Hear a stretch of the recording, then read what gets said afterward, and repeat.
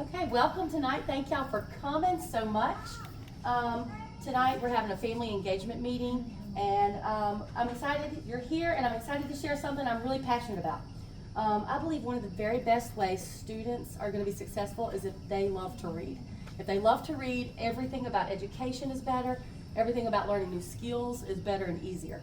And so I'm going to kind of focus on helping kids love to read, not just becoming good readers, but loving to read so that they want to read. Reading's not going anywhere. The way to success is through reading. The data is there. Reading is one of the best indicators of how well a student will do academically. There's some data about kids who read 20 minutes a day or a certain amount of words a day and where they score in standardized testing.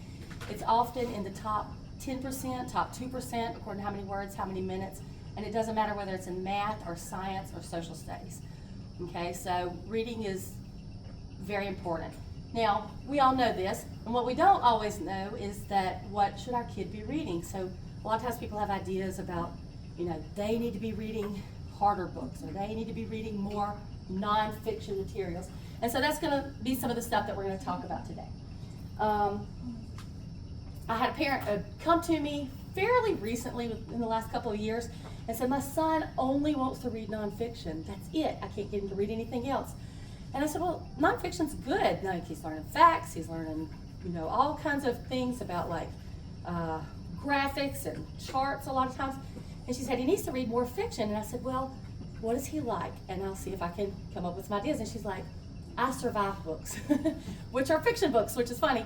And I said, well, those are fiction books. She's like, but they're about real stuff. And I said, well, he's actually getting the best of both worlds. He's reading nonfiction. He's getting the syntax of nonfiction books, but he's also learning lots of facts and information.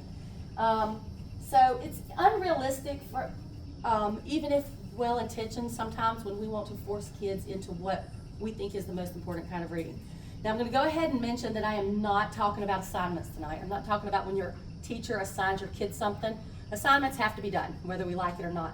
But I'm talking about when a child chooses to read in their free time, or you are offering free reading time for your kid, and they're wanting to choose particular things, and they can get stuck in some things, and we're going to talk about ways to do that other than banning kids or making it a punishment. All right, so I'm going to share a PowerPoint with you, and it's what should I make my kid read? And the first thing is focus on their interests. What do they already like to do? If they like to game all the time, there are gaming books. There's nonfiction information about gaming. There's fiction stories for Minecraft, Fortnite, Roblox, all sorts of stuff. Kids who like to game. There's stories about kids who like to game. And so it's real easy to take something that they're interested in and go ahead and run with it. Use real life situations and experiences to encourage reading. If you're taking a trip to the mountains, find reading material that matches that. Share it with your kid. You can share information with kids without forcing it on them. They don't have to read a whole book about the Smoky Mountains. They can read one page of it or look at some pictures and read some captions. All of that is valuable. All of that counts towards that 3,000 words they should be reading a day to be successful, any of that. So it doesn't have to be starting at the beginning of a particular kind of book and finishing it. Show enthusiasm for topics you would like them to read about. Enthusiasm is contagious. When you're excited about something, they become more excited about it. And don't force students to spend their free reading time on material they find uninteresting. I feel like let's save that for assignments. I mean, it happens sometimes. But when they have free reading time, let them love to read what they're reading.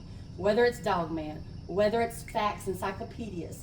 I'm a big believer in if a kid's choosing to read, let them read what they want to. All right, fiction versus nonfiction, because as a librarian, I will have teachers come in and say, my class is only checking out fiction books. I would love for them to only get nonfiction this week, or I only want them to get fiction because it's easier to test on, or whatever it is. So just because fiction is easier for you to understand doesn't mean it is for your kid or other kids. And just because nonfiction is your favorite doesn't mean nonfiction is the most important. We often kind of project how we feel about particular types of books onto our children are our students.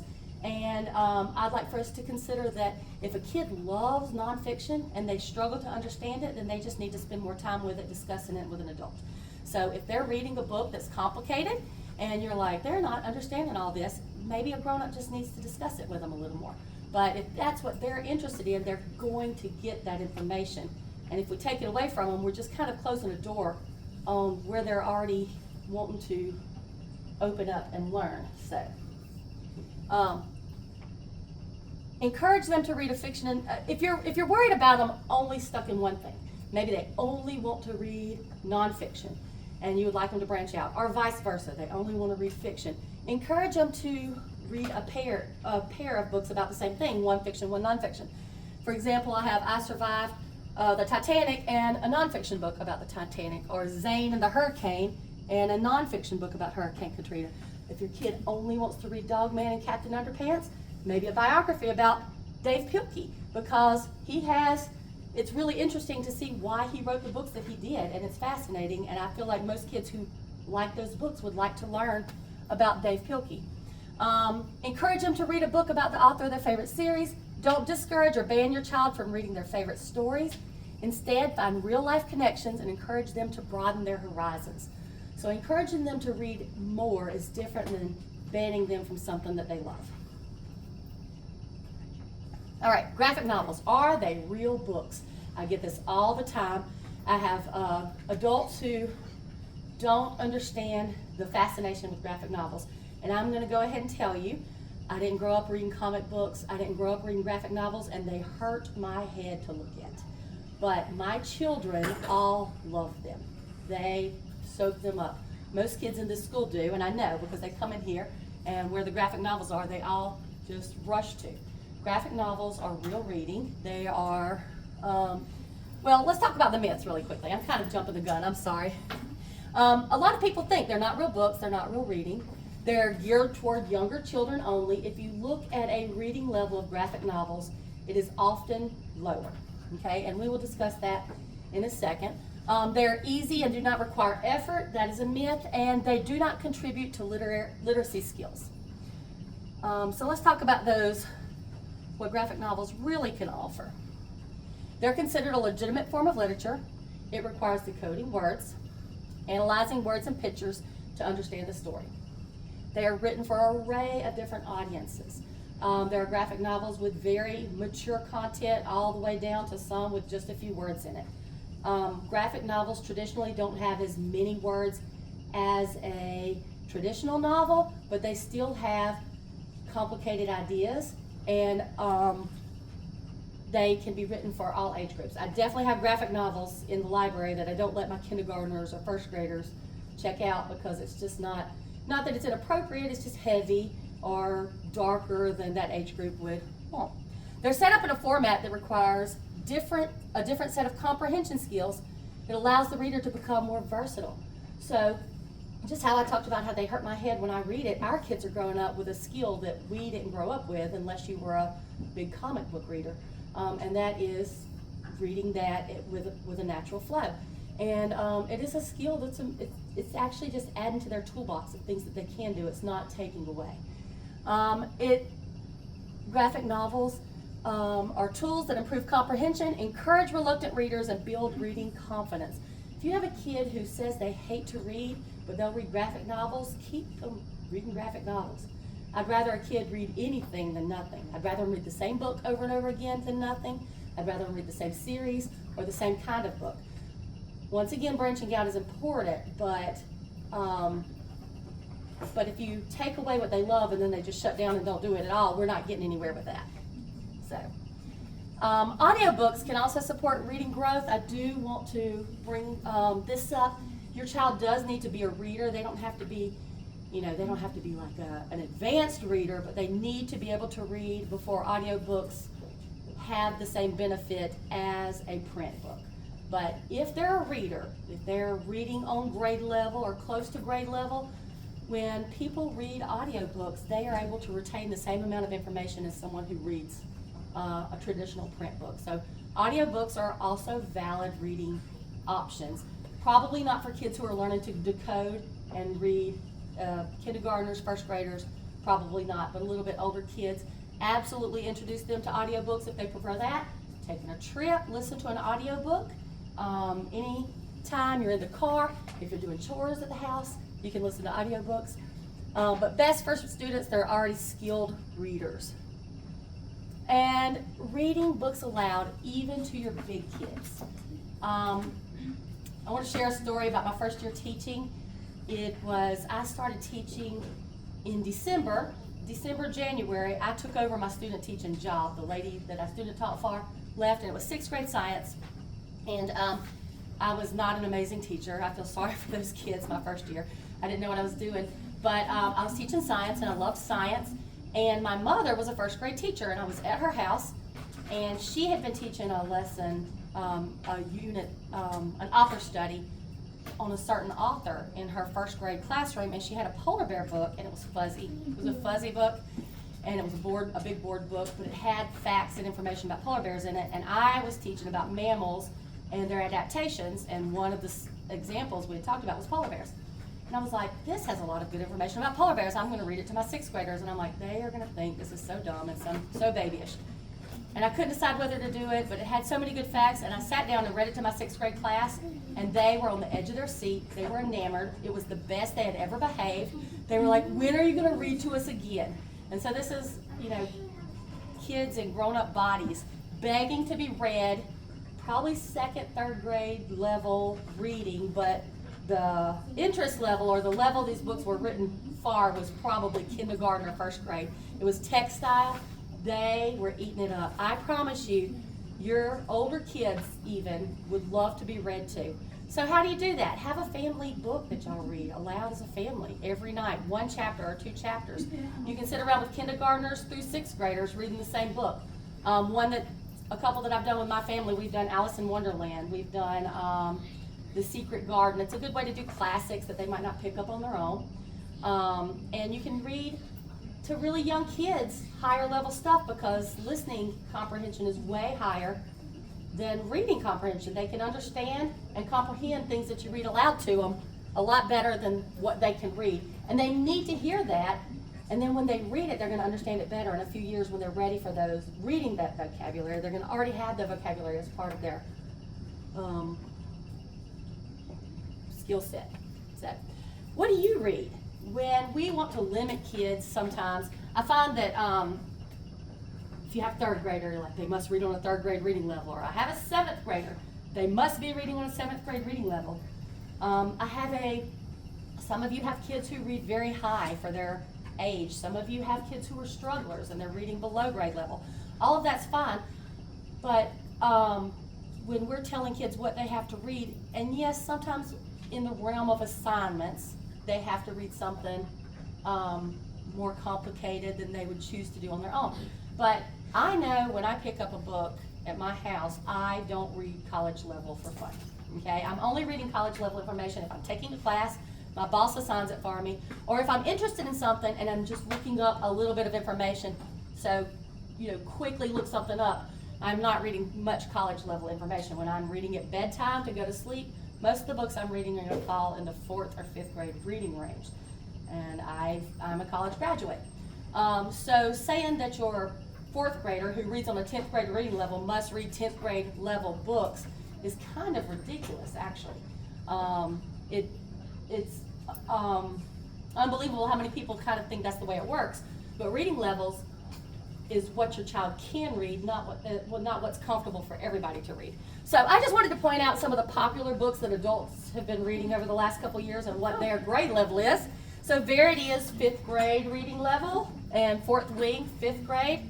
Where the Crawdads Sing, 5th grade. Nightingale, 5th grade.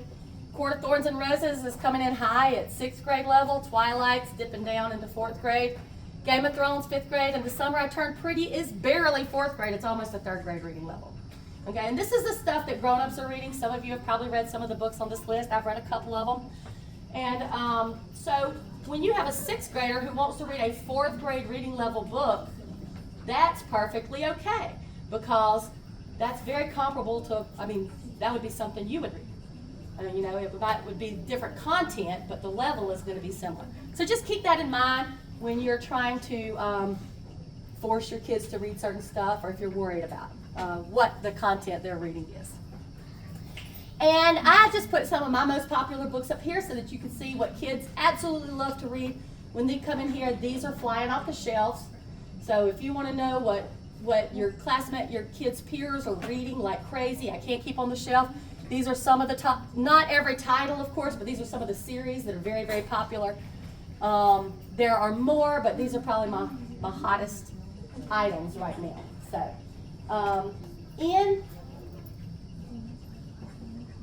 okay, this is towards the end. This is for the end, if y'all will give me just a second. I wanted to talk about the handouts I gave you. I just, not the PowerPoint presentation, I just went over that, but the other handouts behind the agenda, you should have something called the Children's Rights to Read. I just wanted to share that with you. That is what the Library Association says children basically have the right to, as far as teachers and librarians, what we should kind of be providing to your children. I just wanted you to have a copy of that. And I also wanted you to have a copy of some important links. Some are information about some articles about graphic novels and whether they're legitimate reading. Some are, I don't have a copy. Can I borrow? Yes. Thank you, Tony. All right. I have the importance of children's choice, how important it is to let them choose what they read. Maybe not everything they read, but give them opportunities to choose what they read. Reading 20 minutes a day, how it can change a child's life. I have Get Epic on here, which is a resource for digital and audiobooks. If you want to set up an account, you can, but teachers can get it for free, and I have a classroom code that you're welcome to put your child under my classroom, and the code is written down here. If you don't, I think parents might have to buy a subscription, but if you would like to put them under my classroom, that code is in here. Destiny is our catalog in the library. Here is information on how to log in. You can even hold books for your child if you would like to do that. And then AR Bookfinder is a way to look up reading levels for books. So all of these are links that will help you find information on your child and help them in their literacy skills. And I have some graphic novels up here. I just wanted to show you because graphic novels are a hot topic. And everybody thinks of Dog Man, like he's the graphic novel of graphic novels.